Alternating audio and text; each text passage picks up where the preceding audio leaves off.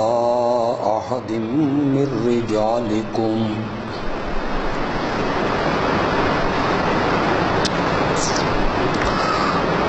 ولكن رسول الله وخاتم النبيين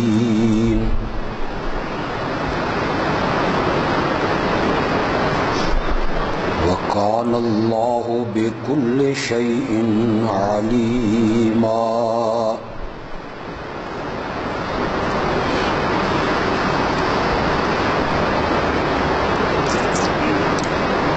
محمد تم مردوں میں سے کسی کے باپ نہیں ہیں،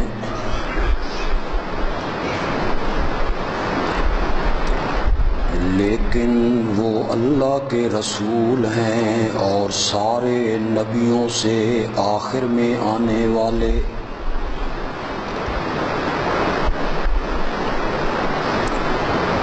اور اللہ ہر چیز کو جاننے والا ہے.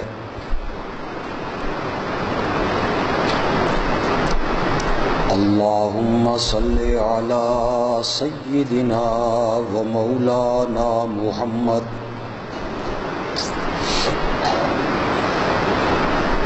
وعلی آل سیدنا و مولانا محمد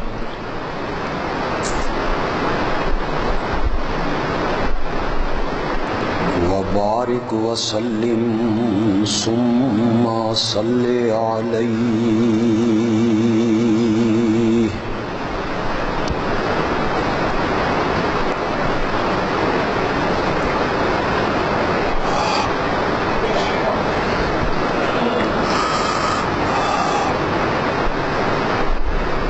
ملک میں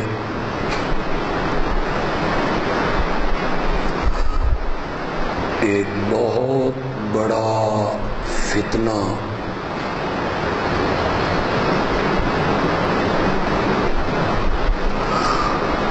مرزائیت کا فتنہ ہے.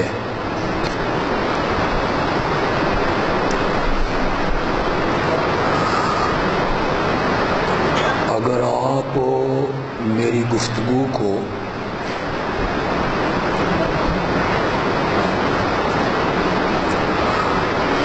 سنجیدگی سے سننے کی کوشش کریں گے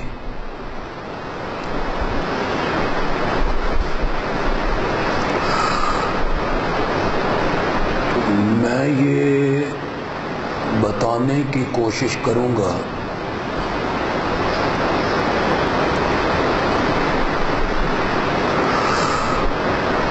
مرزا غلام احمد قادیانی نے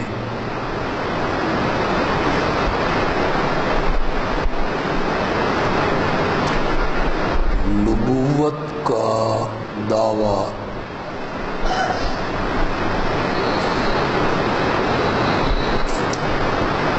کس لیے کیا تھا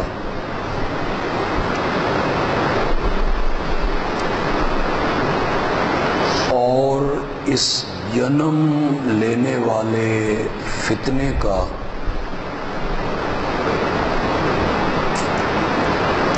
پس منظر کیا ہے.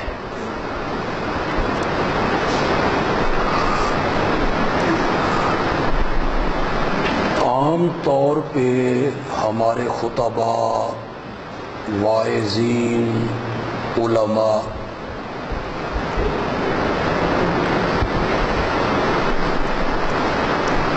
جلسوں میں یا کانفرنسوں میں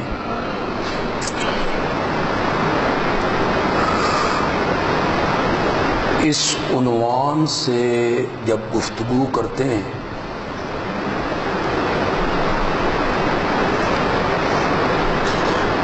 ان میں سے اکثر جذباتی ہو جاتی ہیں.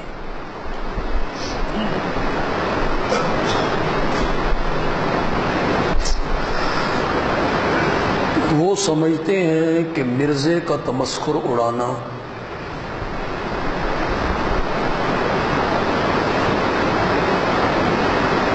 ہنسی مذاق کا ماحول پیدا کر لینا،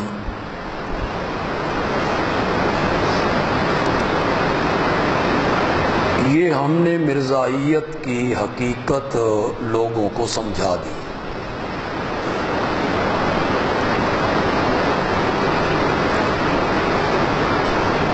اکثر لوگوں کو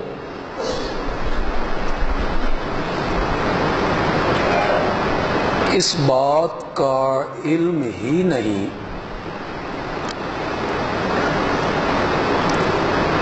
کہ مرزا قادیانی نے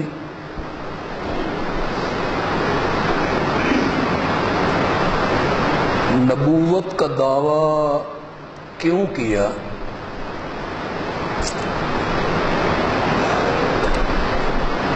اس کے پس پردہ محرکات کیا ہیں،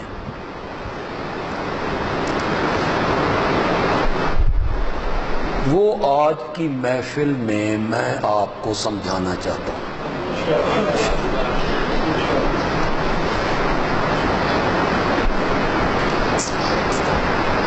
آپ میں سے اکثر لوگ جانتے ہوں گے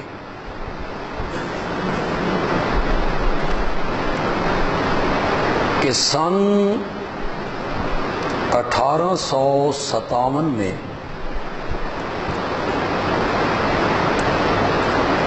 ہندوستان میں جنگ آزادی لڑی گئی تھی۔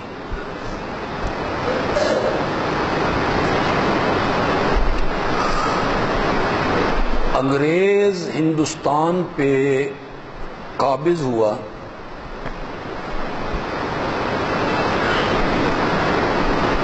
اس وقت کے علماء نے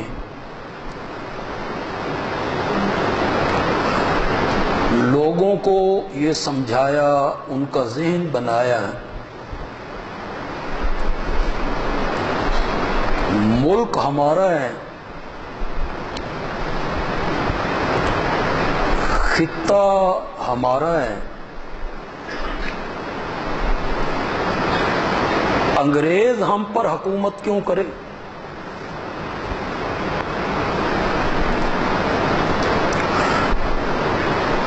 علماء نے حاجی امداد اللہ مہاجر مکی کی سربراہی میں انگریز کے خلاف اعلان جہاد کیا۔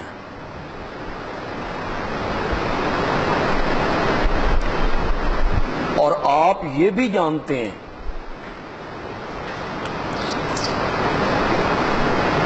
کہ مکہ مکرمہ کی 13 سالہ زندگی میں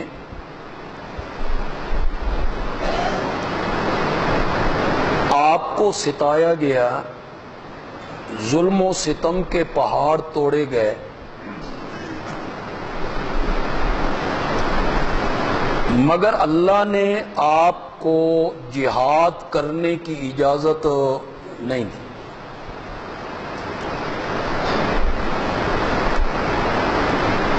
وہاں یہی حکم ہوتا ہے وَاصْبِرْ وَمَا صَبْرُكَ إِلَّا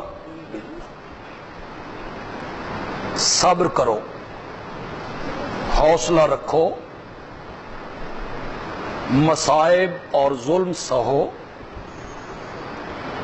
تلوار نہیں اٹھانی۔ جب ظلم کی انتہا ہو گئی، 13 سال کے بعد اللہ نے مسلمانوں کو ہجرت کی اجازت دی۔ یہ ہجرت کر کے مدینہ منورہ میں آئے۔ مکے کے لوگوں نے اسلحہ کی خریداری کی، جنگ کی تیاری کی، مدینے پہ حملہ آور ہونے کا اعلان کیا کہ مٹھی بھر ان لوگوں کو طاقت سے کچل دیا جائے۔ اور جب وہ چڑھائی کر کے مدینہ میں آ پہنچے تو اللہ نے مسلمانوں کو جہاد کی کیا دے دی؟ اب ان کے مقابلے میں اپنے دفاع کے لیے تلوار اٹھاؤ، اپنی نصرت اپنی مدد کا اللہ نے ساتھ وعدہ بھی کر لیا۔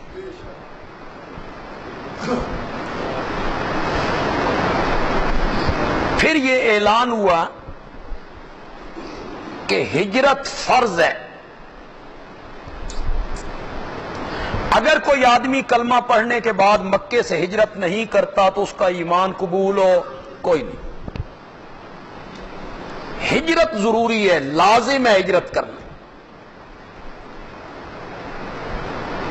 مسلمان ہجرت کرتے رہے، سوائے ان بے بس، لاچار، معذور عورتیں، بچے جن میں ہجرت کرنے کی طاقت اور سکت نہیں تھی۔ چنانچہ صرف 8 سالوں کے بعد اللہ نے میرے پیارے پیغمبر کو مکے کا فاتح بنا دی۔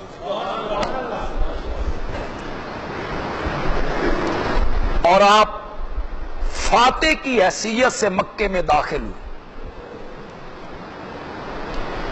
تو اس دن آپ نے اعلان کیا لا ہجرت بعد الفتح، کہ اب فتح مکہ کے بعد مکے سے ہجرت کی ضرورت نہیں۔ پہلے ہجرت کرنا کیا تھا؟ فرض تھا۔ اگر ہجرت نہیں کرنی ایمان قبول نہیں ہے۔ صرف معذور لوگ ہیں، بے بس ہیں، ان کی الگ بات ہے۔ لا ہجرت بعد الفتح، فتح مکہ کے بعد اب ہجرت کی کوئی ضرورت نہیں۔ تو 2 چیزیں تھیں نا، ایک ہجرت، ایک جہاد۔ ہجرت بھی فرض تھی اور جہاد بھی کیا تھا؟ فرض تھا۔ اس اعلان سے یہ شبہ ہو سکتا تھا کہ جس طرح ہجرت ختم ہو گئی ہے شاید اب جہاد کی بھی ضرورت نہ ہو کہ مکہ فتح ہو گیا۔ تو میرے آقا نے اس کے ساتھ ہی اعلان کیا الجہاد ماضٍ الی یوم القیامہ۔ اب ہجرت نہیں ہے مکے سے، لیکن جہاد یہ میری امت کے لوگ کرتے رہیں گے قیامت کے دن تک۔ یہ مسلمانوں کے اندر ایک جذبہ پیدا کیا گیا جہاد کا، اور میں سمجھتا ہوں کہ مسلمانوں کی اصل قوت اور مسلمان فوج کی اصل طاقت وہ کیا ہے؟ یہ سن 65 کی جنگ میں جو ہماری فوج یہ جنگ لڑی اور دنیا کو انہوں نے حیران کیا، تو اس کے پیچھے کون سا جذبہ تھا؟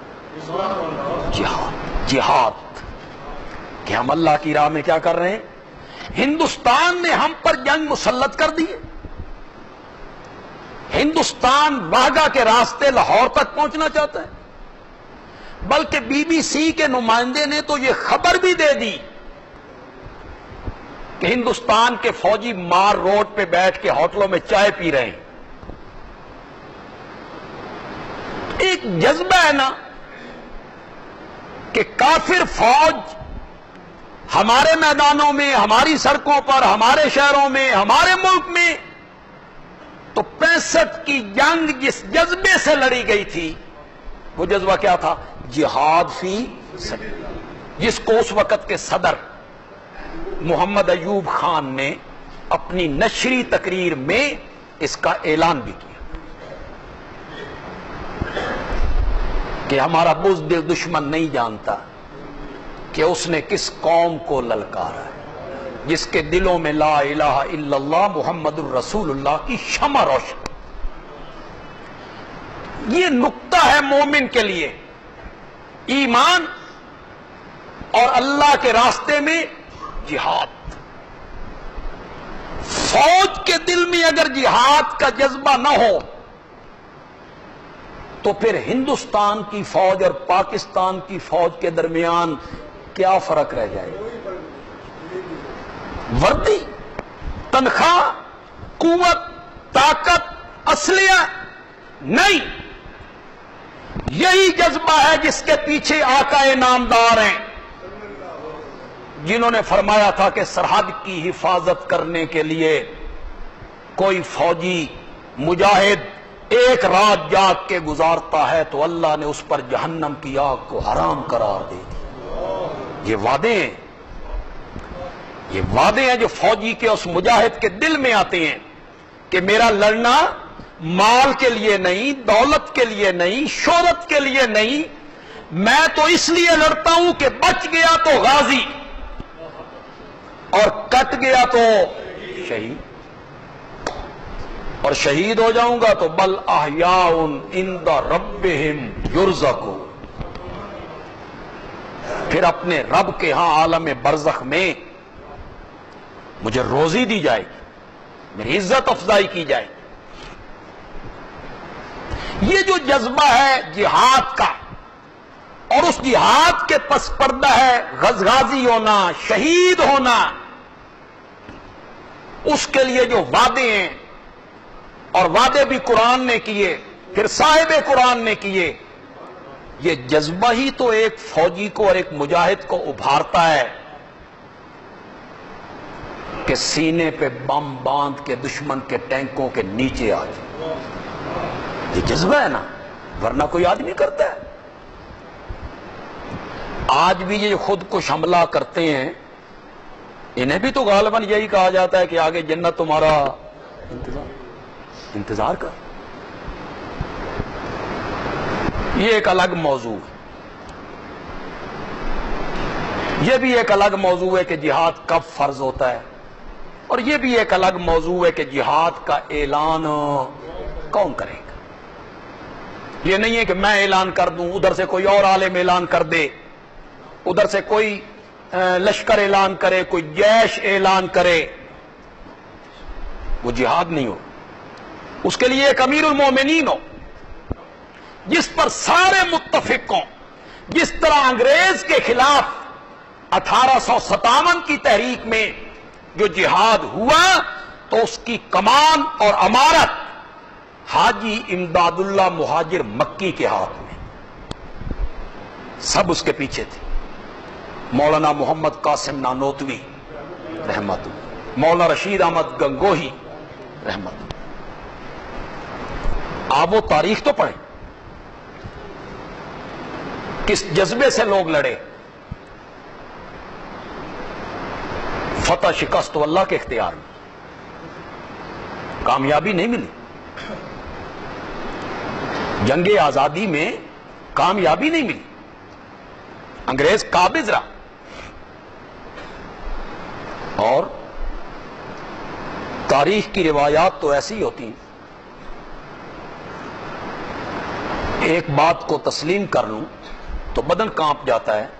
جب انگریز مکمل طور پہ قابض ہو گیا 3 لاکھ آدمیوں کو اس نے پھانسی پہ چڑھایا تھا، جس میں 1200 علماء تھے۔ کوئی درخت ایسا نہیں تھا جہاں کسی عالم کی لاش نہ لٹک رہی، چونے کی بھٹیوں میں جلایا گیا۔ سمجھ آ رہی ہے آپ کو؟ ذرا غور سے سنتے آئیے، یہ پس منظر ہے۔ سن 1869 میں، یعنی یہ جنگ 12 سال جاری رہی۔ 69 میں جب وہ پوری طرح قابض ہوئے تو انگریز نے ایک کمیشن بھیجا ہندوستان، جاؤ اور جا کے جائزہ لو ہماری حکومت کس حد تک مقبول ہے، کہاں تک ہم نے اپنے قدم جما لیے، مقابلے میں جو لوگ تھے ان کی حالت کیا ہے۔ وہ جذبہ کیا تھا کہ نہتھے لوگ ہمارے مقابلے میں آ گئے.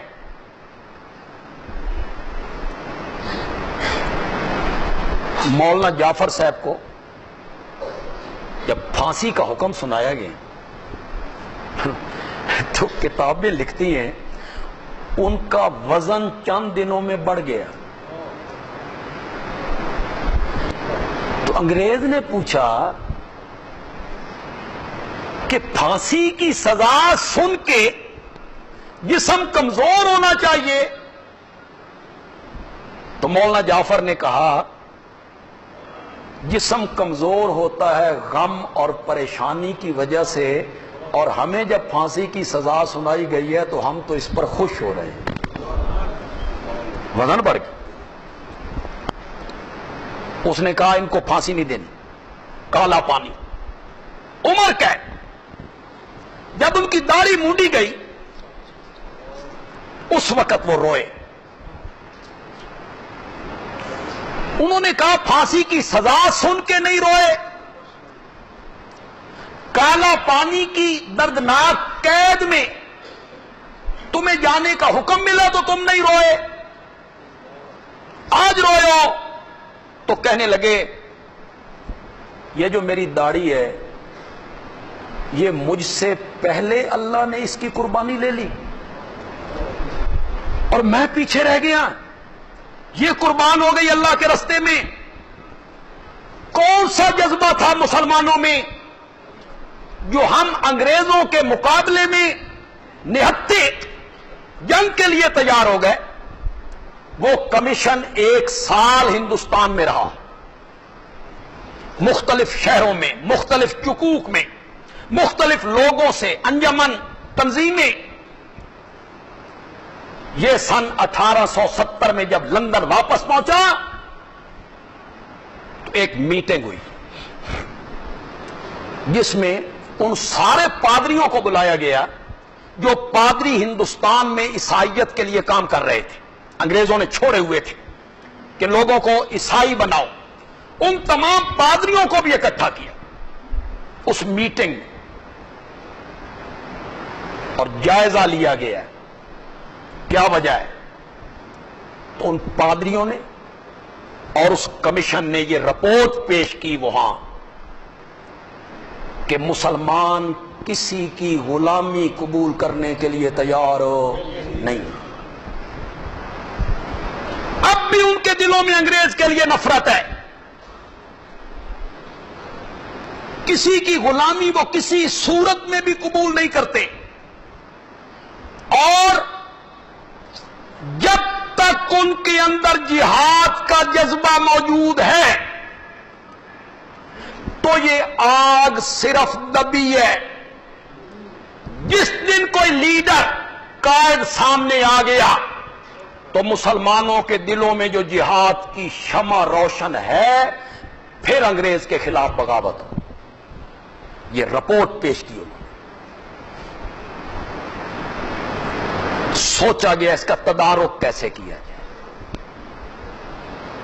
ہم ہندوستان میں داخل ہوئے تھے، ہمیں کئی غدار ملے، میر جعفر، میر صادق اپنے غداری کرتے ہیں. بڑے بڑے گدی نشینوں نے انگریز کو سپاس نامے پیش کیے، خوش آمدید کہا تھا. اس وقت مولانا محمد قاسم نانوتوی انگریز کے خلاف جہاد کر رہے ہیں، لڑ رہے تھے. ہم نے مذہبی طبقے میں غدار پیدا کی، پھر ہم ہندوستان میں داخل ہوئے. جہاد کا جذبہ ختم کرنے کے لیے کسی عالم کی ضرورت نہیں ہے، عالم کا یہ کام نہیں، یہ کام تو ہے نبی کا کہ قانون اس کے ذریعے بدلتے ہیں، شریعت اس کے ذریعے بدلتی ہے. کوئی بندہ تلاش کرو جس سے ہندوستان میں نبوت کا دعویٰ کروایا جائے. چنانچہ اس رپورٹ اور اس کمیشن کی رپورٹ پر مرزا غلام احمد کو تیار کیا گیا نبوت کے لیے، اور اس نے کہا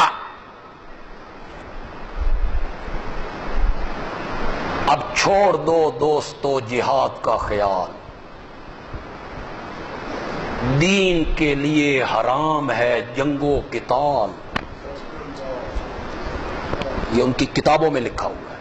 اب چھوڑ دو دوستو جہاد کا خیال، اب کوئی جہاد نہیں، مسیح آ گیا ہے، میں عیسیٰ ہوں، میں مسیح ہوں، اب چھوڑ دو دوستو جہاد کا خیال۔ یہ جو جہاد کا جذبہ مسلمانوں کے دلوں سے نکالنا چاہتے تھے، اس کے لیے انگریز نے مرزا غلام احمد قادیانی کو تلاش کیا اور اس سے نبوت کا کیا کروایا۔ اب آپ کو پس منظر کا پتہ چلا کہ انہوں نے مرزے نے نبوت کا دعویٰ کیوں کیا تھا۔ ایک غرض شاید ان کی یہ بھی ہو، یہ غرض تو میں نے بتا دی نا کہ شریعت کو تبدیل کر سکتا ہے تو وہ عالم نہیں کر سکتا، نبی کر سکتا۔ تو تبدیل کرنی ہے بات، جہاد کو ختم کرنا ہے، جہاد کو نکالنا ہے، تو اس کے لیے کسی سے نبوت کا دعویٰ کرواؤ۔ اس کے لیے مرزا غلام احمد قادیانی کو تیار کیا گیا، اور مرزا غلام احمد کی قادیانی کی کتابیں اس بات پہ گواہ ہیں، میں انگریز کا خود کاشتہ پودا ہوں، ملکہ وکٹوریا اے مرزائیاں دی خدا ہے، جس نبی بنا کے دتا انہوں کہ یہ مرزا غلام احمد قادیانی تمہارا کیا ہے، نبی ہے۔ اور ایک وجہ شاید یہ بھی ہو کہ وہ نبوت کی جو عظمت ہے وہ لوگوں کے دلوں سے نکالنا چاہتے ہیں، کہ لوگ کہیں نبی ایسے ہوتے ہیں۔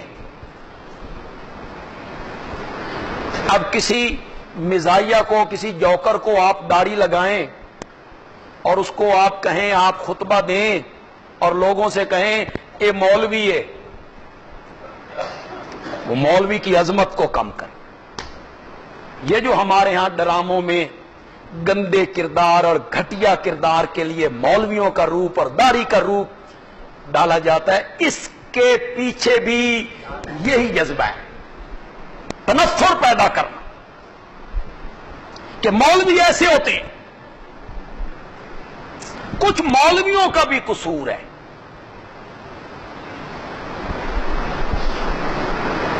جو نکاح کے لیے، جنازہ پڑھنے کے لیے، کل خانیوں کے لیے، تیجے، ساتے، 10ویں، 40ویں کے لیے بازاروں میں پھر رہے ہیں، سپارے سیرتے رکھے ہوئے نے، ختم پڑھا لو۔